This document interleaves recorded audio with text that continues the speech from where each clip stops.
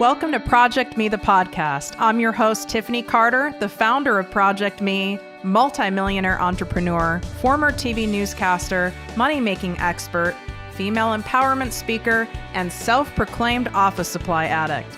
My mission is to take the mystery out of making big money. Every week on ProjectME, the podcast, I'll share success tips, strategies, and stories from other entrepreneurs, experts, and millionaires, showing you exactly how you can achieve your most exceptional life. Now let's get to it.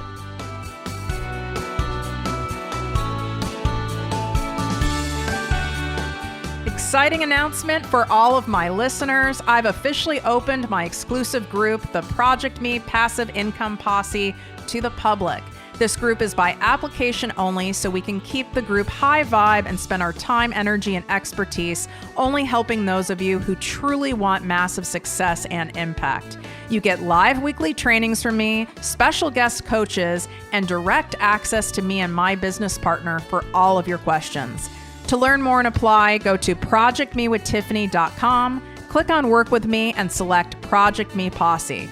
And of course, any questions, feel free to DM me at ProjectME with Tiffany.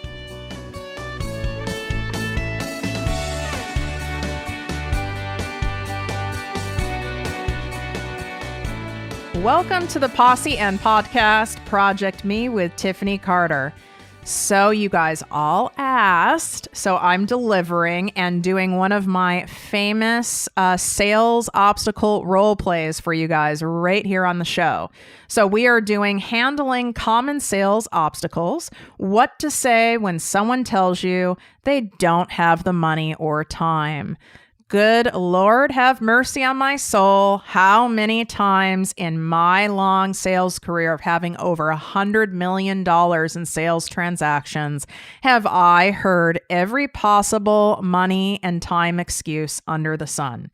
I mean, really. Now, do I get that a lot less now because I am a highly trained salesperson, an effective salesperson, and I know how to design a sales process and funnel in order to basically repel people who would ever say they don't have the time or money? Yes. That is what I do in my private coaching with people is I help you create the same for your business that works best for your style and what it is you do. Because this way, when you get on the phone with someone, the likelihood of getting these no's or these ridiculous objections is much, much lower because you've already weeded them out. So typically, when people are getting a lot of objections, it's not that they aren't good at quote unquote sales or marketing or influencing or promoting, whatever term you want to use. They're all forms of sales. Hate to break it to you guys, but it is. And what happens to a lot of people's mindsets, and this happens, you guys, when I'm coaching huge corporations of top-notch salespeople, the same thing happens for them. It's like, I must not be good at this. Like maybe I lost, my knack for sales, or maybe I'm just not great at sales, or I'm not cut out for this. I hear it all the time. I'm not good at sales. I hate sales. It's gross. But what's funny is when you guys are making sales, then all of a sudden you love sales, right? It has nothing to do with sales. What happens is that you're not necessarily bad at it, right? And I've heard a lot of people who are bad, but you're probably not really bad at marketing and promoting yourself. What it is number one, you've not done a good enough job of weeding people out, of weeding out not only the bottom feeders, but even the mid feeders, and not being afraid of weeding people out. You will end up spending so much of your time and energy on video calls, on phone calls, even meeting people in person to get a ton of obstacles because you're afraid of pushing people away because then I'll have no sales.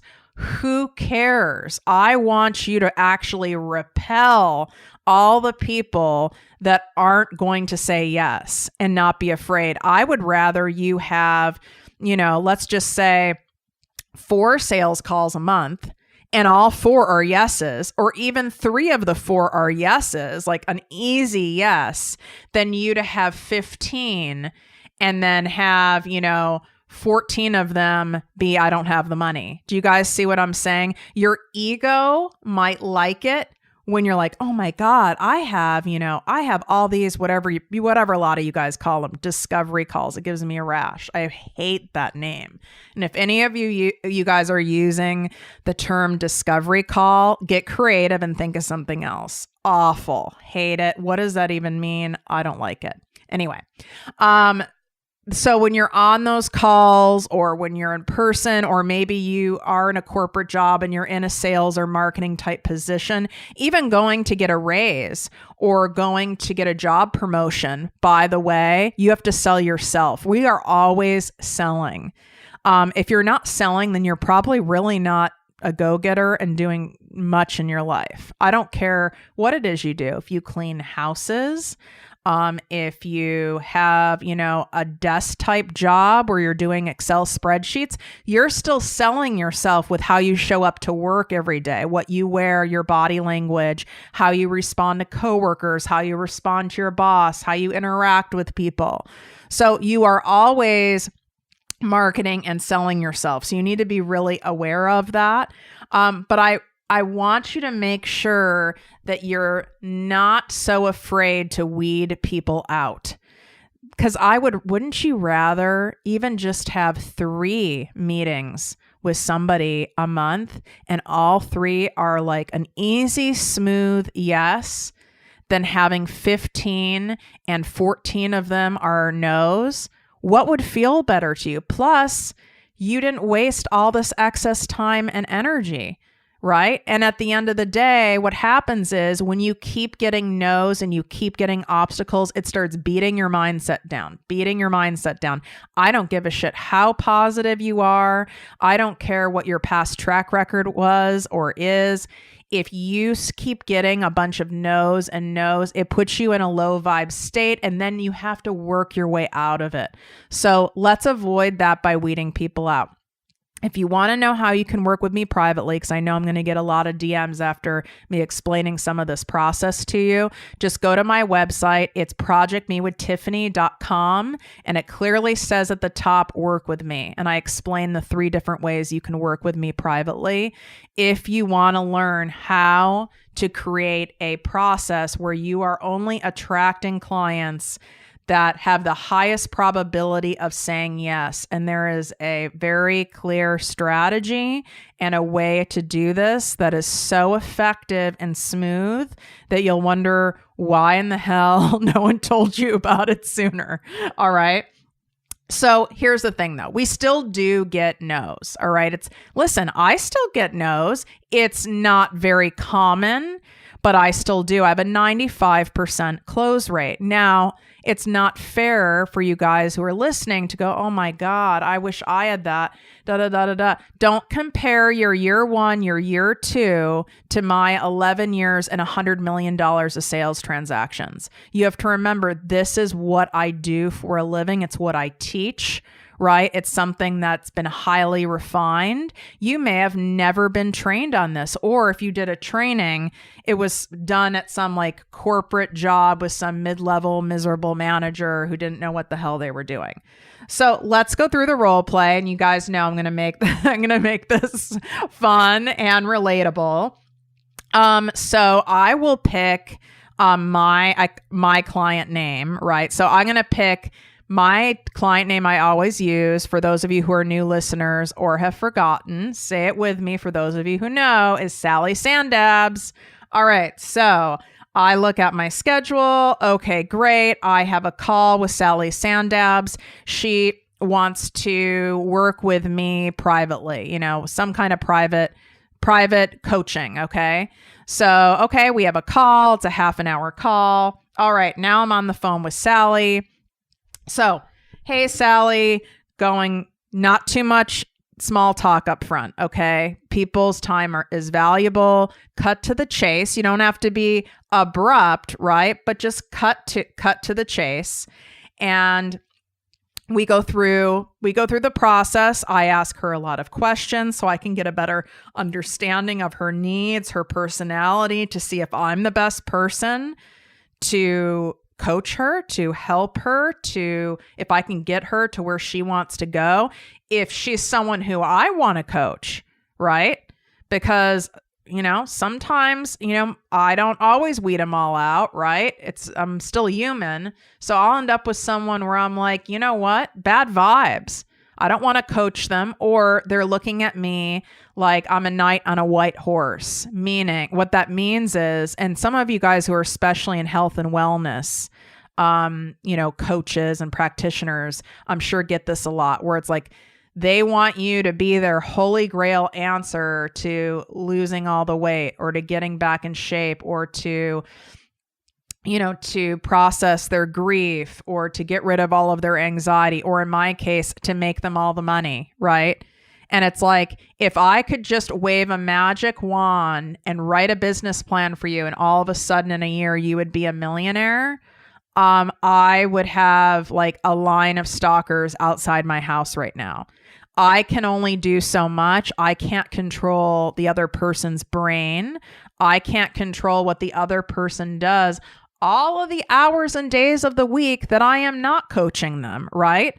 I can only do my absolute best and encourage and keep accountable the other person too. But, I can't guarantee that, right? My coach can't guarantee that I'm going to follow through diligently and earnestly with everything he has me do, or that I'm not going to fall into self-sabotage and choose not to pull myself out of it, right? He is there to help keep me accountable, right? But he can only do so much. That's my point. So there are people who I know right away that slip through the cracks, that aren't a good fit. Get off the fucking phone with them. Bye. Bye, Sally Sandab. So get off the phone, and you don't have to be rude, but don't go through your whole process of, whatever it is, whether it's enrolling them in network marketing or affiliate marketing program or private coaching, group coaching, whether you have an event, whatever it is. Don't stay on the phone. If you know and your gut tells you, or it's bad vibes, all you have to say is, you know what? I can sense that this is not a great fit for the both of us, and we both deserve a perfect fit. And I really, really wish you the best. You can still be very pleasant, but don't waste your time going through the process. Don't be afraid to do that, because when we say no and make it clear to the universe of what we don't want, it will then bring us more of what we do want. If we have ambiguity, meaning we are not clear, we'll get a whole mishmash of people.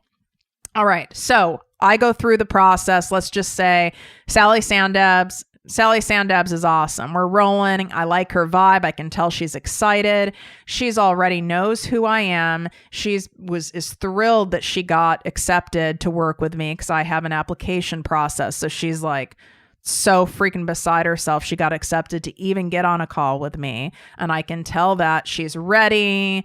She's eager. She's excited. All right. So then I tell her about, my process, and she chooses to want to hear about it. And then I say, right, so would you like to know how much this costs? By the way, you guys, take note right now. Always ask the person if they want to know how much it costs. You don't have to say it in that verbiage. That's my verbiage. You can say, do you want to know how much the investment is, or the initial investment is? Would you like to know the price? Would you like to hear my pricing? Okay. I don't like, do you want to know how much money this costs? I don't love that. But I don't mind pricing, how much this costs, investment. Ask the person, because if they don't want to know, then don't waste your damn time telling them. Do you see what I'm saying? Don't assume just because they got on a call with you or they met you for coffee, right, that they want to know your pricing. At that point in the call, if they aren't absolutely wanting to know your pricing, then just stop it. So ask them, do you want to know how much the initial investment is. Sally, do you want to know how much my pricing is? Sally, do you want to know how much this costs? And then you shut your mouth. Okay, just shut your mouth. This is when you guys start over speaking because you're nervous and you're uncomfortable because you're talking about money and you get all weird. So just shut your mouth. And even if it takes Sally 3 full seconds to answer, give her that dignity and space. And most all people will say yes. Okay. But you are giving her the respect and yourself the respect by asking if she even wants to hear your damn pricing. Okay. So Sally says yes. And you go, okay, great. And you don't overcomplicate it. I'm just going to throw numbers out there. This is not my pricing. But let's say, okay, so to work with me for my private coaching that we discussed, it's $5,000 a month for 3 months. And the first $5,000 is due up front. And then every month after that, it's 30 days. It's 30 days after that. And then shut your mouth. Don't make your pricing some ridiculous, complicated, long thing. That's what people do who are nervous and who aren't confident in the pricing they're sharing and also desperate energy. Okay. Simplicity sells, complexity repels. I will say it again. It's a famous quote of mine, so you can write it down. Just credit me. Simplicity sells, complexity repels. Keep it simple, stupid. That's that KISS acronym. Just keep it simple. My Lord, if pricing is complicated, it turns people off. Why do you think car salespeople have such a hard damn time? They make it so complex with the pricing of a car. It's insane. So it doesn't work. So keep it simple and don't go into, I have payment plans. I have da da da da da da. Don't go into it. Talk about your top line pricing. Okay. I'm just using it as an example. So to work with me privately, as we discussed, it's $5,000 a month for 3 months. The first $5,000 is due up front and then every 30 days after that. And then you shut your mouth. And they might take a solid 5 seconds. Like you have to do the 5 1,000 or 1 1,000, 2 1,000, 3. It's going to seem like it's like a minute for most of you, but just let them process that. Okay. Because this is when other people's money mindset stuff comes up, including mine, by the way. And I have to lease another car. I lease my cars so I can write them off. And my car lease is up. So I'm looking at cars and pricing, and my money mindset stuff is coming up, even though I've leased 1 million cars in my life, it feels, and I already kind of knew the math and how much it would be. But my money mindset comes up. So it's not like I'm thinking in my head, okay, so my car would be $1,200 a month, every single month. Well, that's not what I'm thinking. I'm thinking, oh, wow, it's $1,200 a month. That's a lot of money. Should I really be spending $1,200 a month on a car? How much of that can I write off? I can write off, I believe I'm allowed to write off 80% since I use this car, 80% for business. That's how much stuff goes through people's brains. So you have to give them time to process. So then, this is the fun part. This is where the mindset coaching begins. So then Sally goes, oh, wow, like I don't have that kind of money, right? I don't have that kind of money, or, oh my God, I don't know where I'm going to get that kind of money, or that's way more than I thought it was going to be. I mean, every single version you can imagine of that. And I always like using open-ended questions at this point because you're trying to help the other person think this through. Your job is to help that person help themselves and not self-sabotage and get stuck in this low vibe money mindset thing. Of course, they don't have a whole fucking ton of money. Okay. That's why they're on the call with you usually, right? Usually they're on the call with you because something in their life isn't going right, something major. And if something major isn't going right, it's not usually surprising that their financial area of their life is in some form of distress, right? So, or even if it's not, like in my case, I mean, my coach, you guys, is $10,000 a month. Don't think for a second when I hired him, I almost fell off my damn chair, right? And I had the money to pay him, but that's freaking insane. Like, what? That's crazy. So it's all relative. It still blew my brain, right? So like Tony Robbins, his platinum membership, it's probably gone up now. I think it's $75,000 and it's for a year. It's $75,000. It's a shitload of money.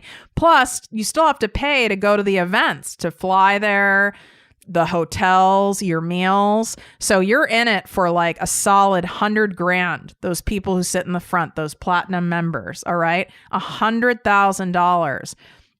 Don't think for a second that most of those people, that was still a very thought out thing, but they have the money to pay it, but that's still a lot of money. All right. So don't assume when someone says, oh my God, that's a lot of money, it's more than I thought, I don't have that money. Don't assume that means they're broke. Okay. They're also the same people who have the nails, the extensions, the eyelashes, the brow wax. Okay. Like, they just hit up Target for $400. Like it's just an automatic human response. So I don't want you to get razzled by it. So ask Sally a question back. Just ask her, what do you mean? Simple.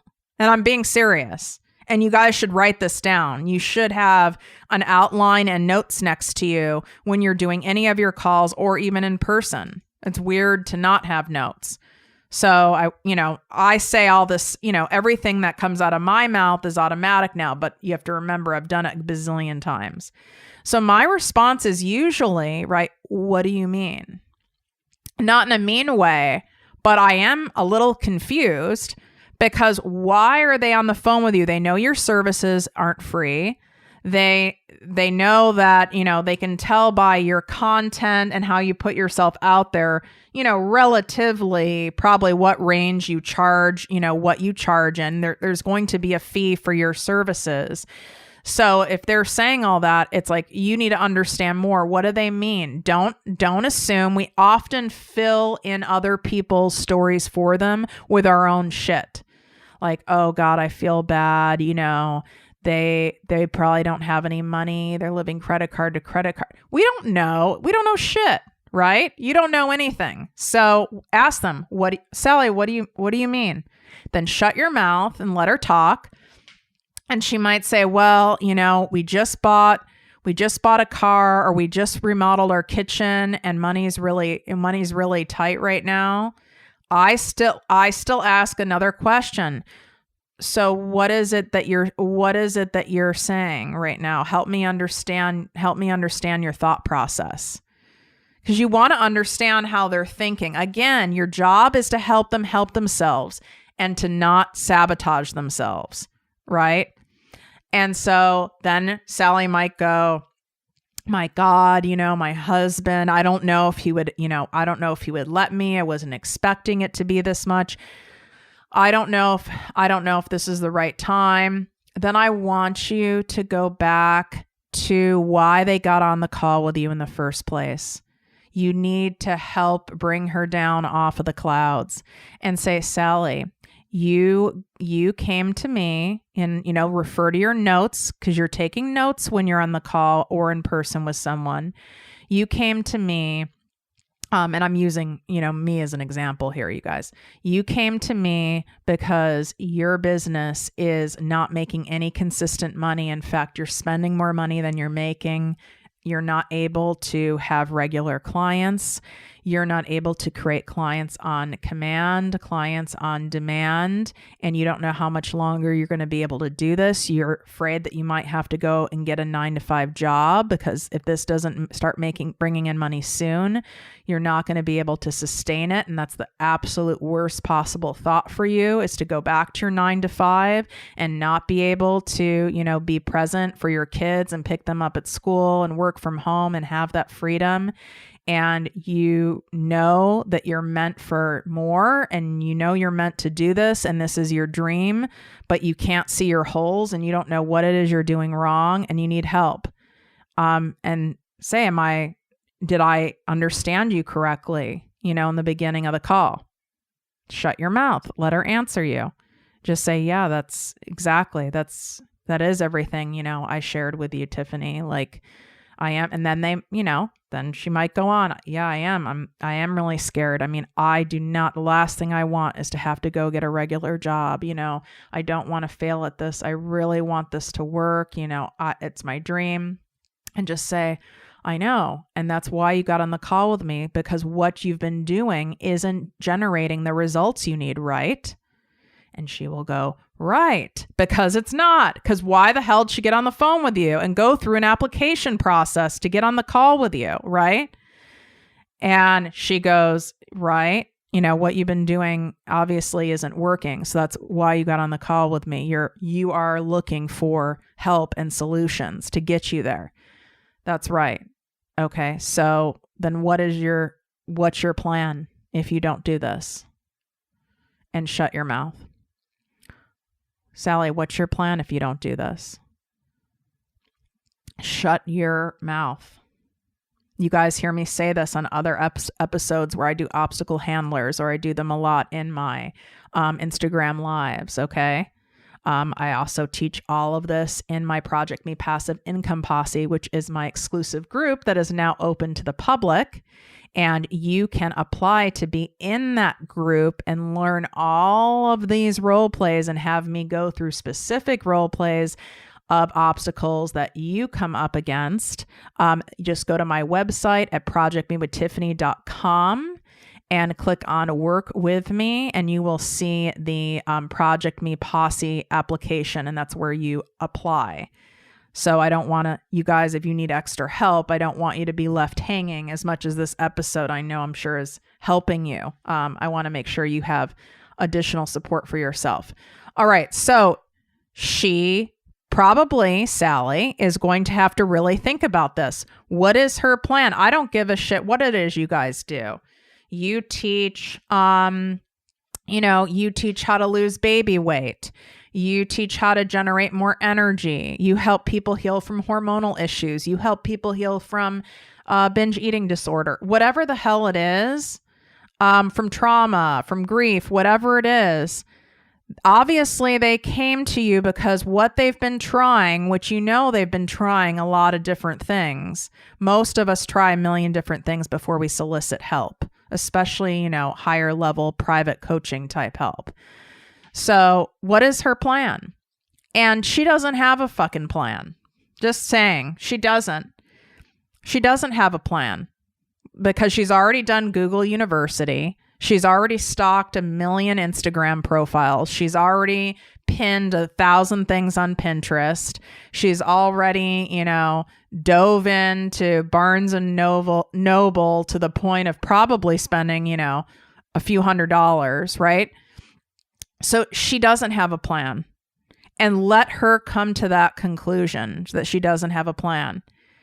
And then let her think to either at that point, Sally's going to say, no, I need to do it.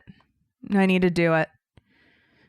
No, I need to do it. Otherwise, it's going to be more of the same and this is going to fail anyway. You don't need to tell her that. Let her come to that conclusion on your own. That's all you're doing is helping someone sort through all their mind shit, right?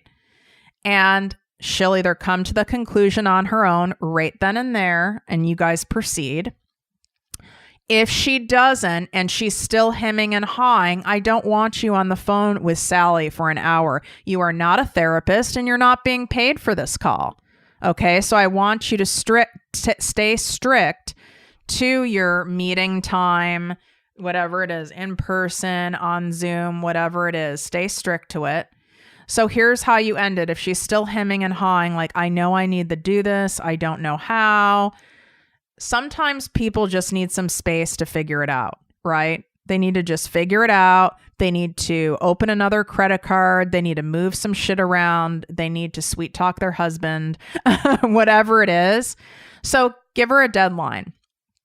Tell Sally, listen, I can hold this space for you until, and give her a time frame.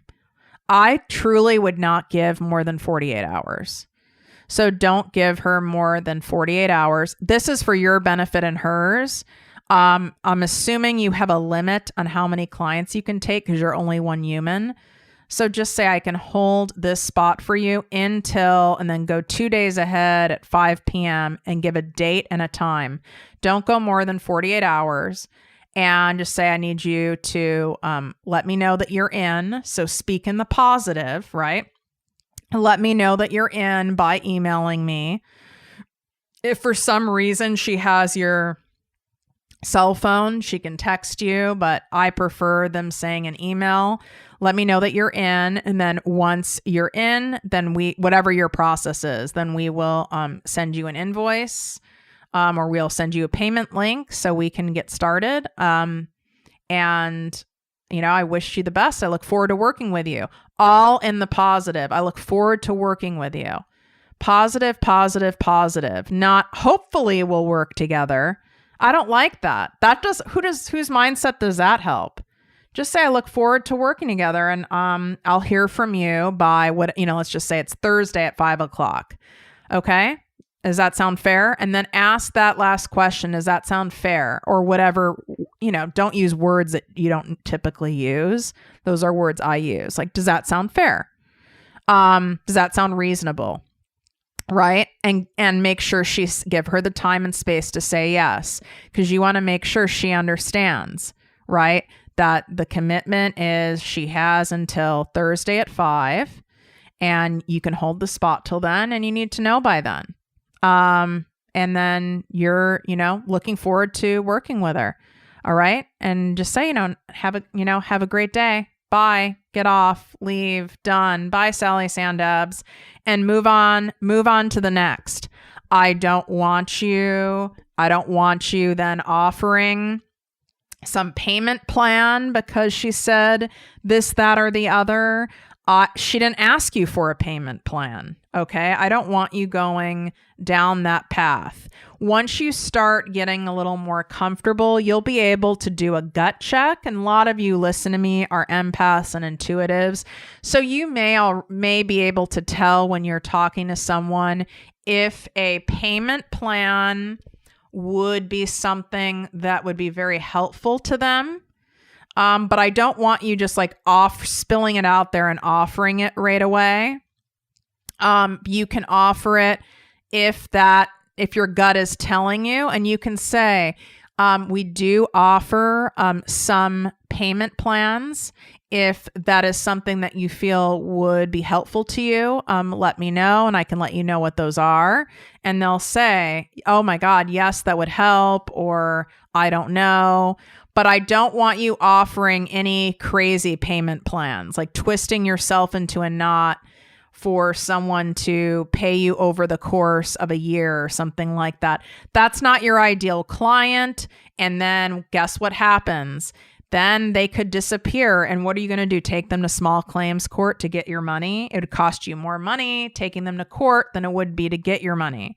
So I would not have a multitude of crazy payment plans either. And that's also something I can help you with in terms of, what to charge, payment plans, how many payment plans. It's very specific to your niche, to your style, to your services, to your product. And so that's what I do with private clients, which again, you can go to ProjectMeWithTiffany.com and click on work with me to get more information about that.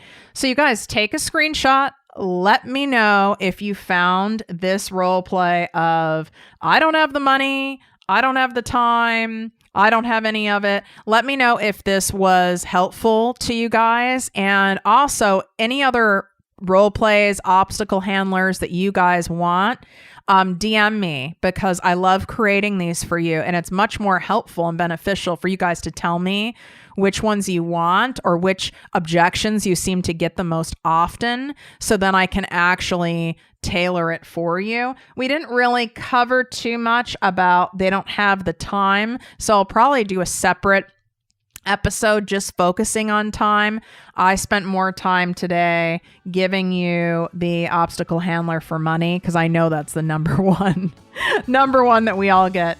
All right. Well, wishing you guys great health, wealth, and worth. I will talk to you soon, and feel free to DM me with any follow-up questions. Bye, guys. If you enjoyed this podcast, please write a 5-star review on iTunes. Not only will this make me super happy, but it will allow more listeners to find our special show. Simply help me help others.